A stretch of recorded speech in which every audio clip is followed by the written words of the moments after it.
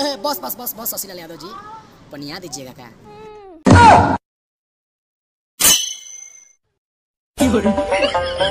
नमस्ते प्रणाम भाई लोग, कैसन बानी आप सब। उम्मीद करता कि आप सब बहुत अच्छा होके और वीडियो में लास्ट तक बनल रही। एगो नया गाना के आप सब इतना ढेर सारा प्यार स्वाद देता नहीं कि वीडियो बनावे के पड़ गई है। गाना कुछ ऐसा मसूल तो घबराई मत, ये गाना भाई 100% हिट गाना बा। जनवरी, फरवरी, मार्च, अप्रैल, मई, जून, जुलाई, अगस्त, सितंबर, अक्टूबर, नवंबर, दिसंबर। गाना कुछ रोमांटिक गाना बा, आप सब वीडियो देखी।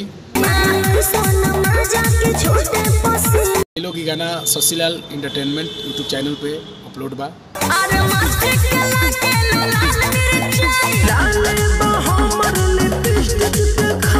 शशिलाल रिकॉर्ड्स यूट्यूब चैनल और शशिलाल जंक्शन पे 1 लाख के पार हो गए। इस गीत को मिलियन कीजिए और बहुत ही मस्त डुएट गाना है।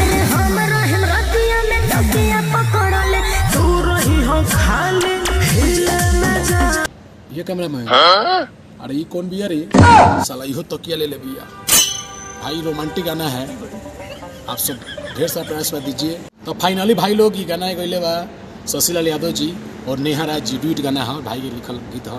आप सबको ढेर सारा प्यार स्वाद मिलता है। तो आप सबको कैसा लगा और सुने हैं तो देखे हैं तो बताइए कमेंट करके हमारे चैनल या Facebook page Pay. Love you.